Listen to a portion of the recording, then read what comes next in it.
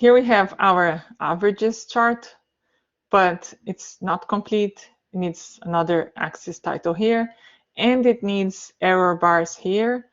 And we want to use as error bars the standard deviation, which we're going to calculate because Excel actually has some choices for error bars.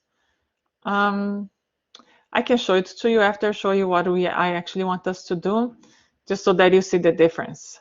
But for us to accomplish what I want us to accomplish, or how I want this graph to end up, because that's what you'd see in publications, we need to, here, there you go.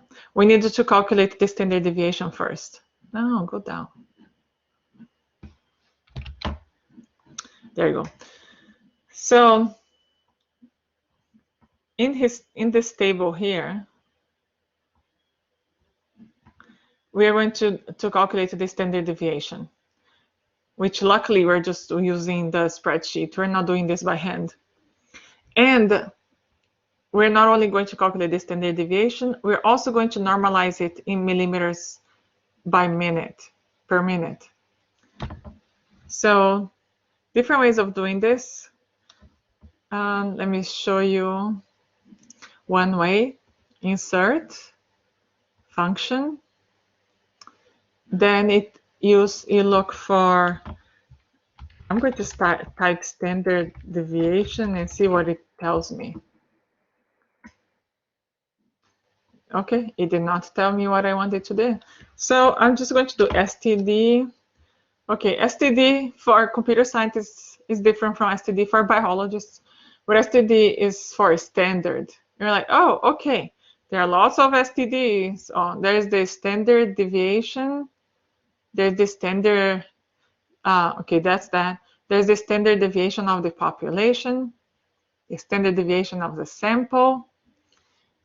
These include some logic values. Ignore the ones that say A. And then you're like, oh, what's up with that versus that? One has a dot, the other one doesn't. Has to do with different versions of Excel. I think the newer ones have the dot. In any case, we are going to use the sample one. And you will learn in statistics that if you do the population one, you might underestimate the standard deviation. Let's see, because the denominator is different.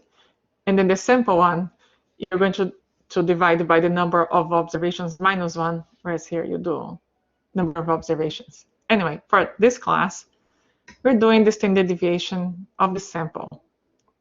So you click on that, and now it wants the data. Where does it want the data? In here. Yeah, that's the one I want.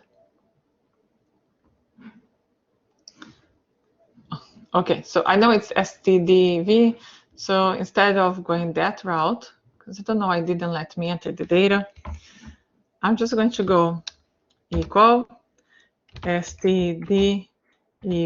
Okay, I want this one. All right, and now I can enter the data.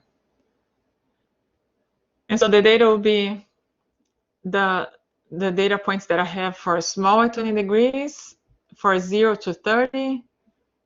And I don't remember 0 to 30. This was 0 to 30 was J, right? It was like 1 over this way. So it will be J. And then the small at 20 degrees, it was 7. So J7 colon J11, close parentheses, hit enter. So this is the standard deviation for this time point, except that I told you that we want to normalize this also.